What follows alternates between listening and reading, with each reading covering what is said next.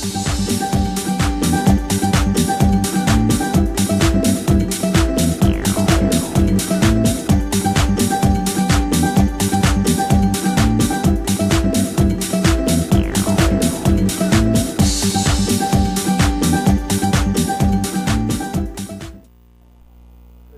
tal, amigos de todo el Perú? Tengan ustedes muy buenas noches. Soy Ricardo Monteagudo. Este es su programa Hora 8, directamente desde Lima para todo el Perú y especialmente para la macrorregión sur. Bien, amigos, siguiendo en la línea que tiene Hora 8 de promover buenas prácticas ambientales, preservar el medio ambiente, promover el incremento de las áreas verdes. Tenemos como invitada el día de hoy a la arquitecta paisajista Carla Toso, con quien vamos a conversar sobre un nuevo concepto denominado jardines secos. Bienvenida, Carla, muchas gracias por estar en Hora 8. Muchísimas gracias. Bien, el concepto de jardines secos es realmente interesante, llama la atención mucho el nombre, ¿no?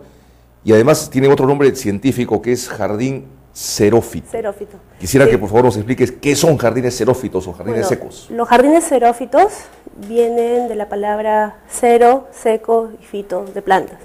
¿Esto qué significa? Que son plantas o especies que requieren bajo consumo de agua. Entonces, por lo tanto, lo hacen más económicos y más fácil de mantener. Correcto. Digamos, si los comparamos con lo que consume normalmente, vamos a decir, una planta tradicional, por utilizar un término, ¿cuál sería la proporción, digamos, bueno, en cuanto a consumo de agua? En promedio, vamos a decir. Eso depende mucho de la especie, sí. Una cifra exacta, no te lo puedo decir, porque depende de especie a especie, va cambiando. De repente cuando son jóvenes requieren más agua. Correcto. Cuando son más... Ya cuando son adultas, están desarrolladas, ya no necesitan tanta agua. Pero el ahorro, digamos, es significativo. No, sí, claro, es bastante significativo. Sobre todo si uno tiene en cuenta el césped, el gras, el que se pone por todos lados, contra un cubresuelos, que es igual de bonito, entonces el césped consume muchísimo más agua. Diría que probablemente 50% más. 50% más. Sí. O sea, cuando estás hablando de cubresuelos, te refieres, digamos, a esas especies tipo enredaderas que finalmente tienen la misma cantidad de verde que el gras, ¿no es cierto? Sí, exactamente, pero sí estas son solamente para zonas donde no se va a transitar. Eso sí es bien importante recalcarlo.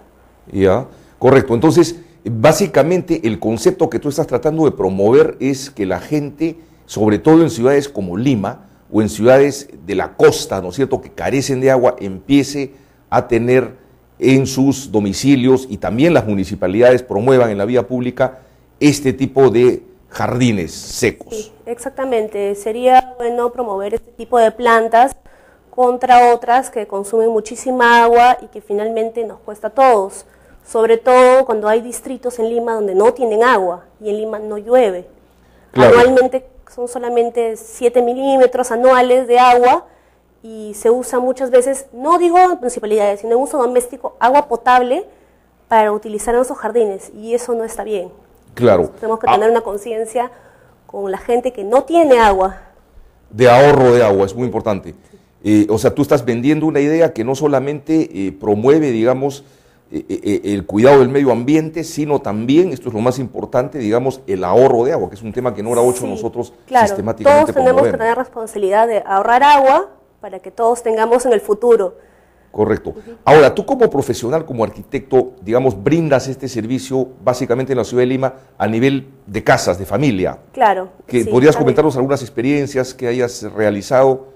Bueno, más que todo a nivel, digamos, doméstico, uno siempre trata tratar de decirle al cliente que trate de reducir un poco el césped.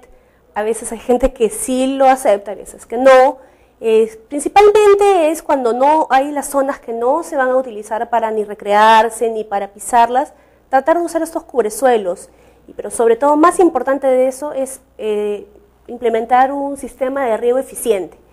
¿Qué quiere decir? Que cuando son áreas muy, muy grandes, tratar de que se pongan estos, lo mismo que se usan para las canchas deportivas, estos pop-ups, que te van a regar mucho mejor y con menos cantidad de agua. Y con menos cantidad de agua, que es lo más importante. Es lo más importante. Ahora, cuando tú te refieres a cubresuelos, yo inmediatamente me asocio, por ejemplo, con las grandes enredaderas que cubren los acantilados de la Costa Verde, ¿no Sí. es cierto? Eso esos son, por es ejemplo, básicamente ejemplos. lo mismo, sí. Ya.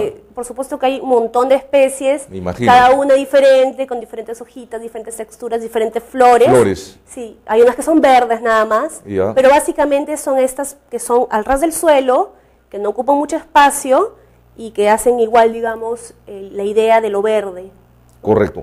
Ahora, la mayor parte de estas especies son especies naturales oriundas del Perú, No. de la selva, o son No de- necesariamente, no necesariamente. La mayoría son introducidas. Ya. Pero para nosotros emplear alguna especie siempre es mejor alguna nativa o alguna que esté ya como que aclimatada a Lima. Ujú. Traer una especie exótica, digamos, es mucho más difícil que se aclimate a la ciudad que ya una que está introducida ya bastante tiempo, bastantes años y que no hay ningún problema con eso. ¿Y estos cubresuelos, por ejemplo, que adornan la Costa Verde, son originarios del Perú o son importados, por decirlo de alguna manera? Creo que los de la Costa Verde son las campanillas. No estoy muy segura qué especie Hay es. diferentes especies. Sí, pero generalmente ya son especies que están adaptadas a Lima Adaptadas. completamente. Sí. Entonces, ellas mismas se reproducen, se extienden y pues, cubren bastante bonito, como siempre uno puede apreciar, ¿no? Alguna vez escuché el comentario que el riego justamente de estos cubresuelos en la Costa Verde, hechos por las municipalidades, por ejemplo, de Barranco, de Miraflores, de Magdalena, de Chorrillos ahora último y de San Isidro también, era algo costoso, pero que tenía un beneficio al mediano plazo. Sí, implementar sistemas de riego generalmente son costosos, Inicialmente. especialmente para zonas muy grandes, sí, inicialmente, porque hay que poner los tubos, hay que poner los aspersores, a veces, muchas veces hay que poner bomba, reservorio, pero a la larga es mucho más beneficioso poner sistemas de riego que regar, digamos, con manguera. Es mucho más beneficioso, a la larga va a salir siempre más económico. Correcto. Para tener una idea, digamos, de un jardín seco, te voy a pedir, por favor, que hagas un esfuerzo de un pequeño costo, digamos, un jardín de un área estándar. Se me ocurre, digamos, unos 80 a 100 metros cuadrados en una casa. ¿Cuánto puede costarle a una persona, a una familia? Otra vez, depende de las especies, pero digamos, son especies, digamos, económicas, de repente 400 soles, 500 soles, depende del área, va a Ya. depender del área, bastante. Pero no me estás hablando, pues, de cantidades exorbitantes. Me estás No, hablando no, de una no, cantidad de 400, 500 soles, de repente puede ser más. Puede ser más, pero, depende digamos, de la especie que uno quiera poner.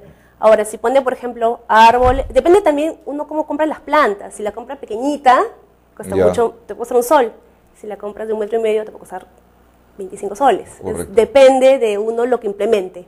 Correcto, interesante, pero de todas maneras no escuchamos, digamos, de tu persona mencionar pues frases de repente estratosféricas que hagan pensar que este es un lujo exclusivamente para las personas que tienen mucho dinero. No, digamos. inclusive a veces estas plantas, como son más comunes también en Lima, son más económicas que plantas exóticas. Ya, Sí, entonces es más económico implementar un jardín con plantas y uno si se pone a pensar en el beneficio de que va a gastar menos agua, entonces es mayor las ganas que uno tiene de correcto, ponerlo. correcto. Ahora, conversamos en internos un asunto, una teoría tuya, digamos, que es tu propuesta profesional, o tú sostienes que de alguna manera el GRAS, solo cuando es estrictamente necesario, debería en buena cuenta existir. Tú planteas que, digamos, para ahorrar agua se vaya reemplazando el gas por estos cubre... Sí, exactamente. En las partes donde no se va a utilizar el gras, que no sean zonas recreativas, que no sean parques donde, bueno, la gente está ahí, los niños juegan, se debería reemplazar el gras completamente por cuestiones por otras económicas especies y de ahorro de recursos de agua. de agua, sí. Muchísimas gracias, Carla Toso, por tu Gracias. presencia en Hora 8. Nos ofreces en otro programa traer tomas, fotografías y videos de estos jardines secos. Fue Carla Toso, arquitecta paisajista. Regresamos con Hora 8 después de unos pequeños cortes comerciales.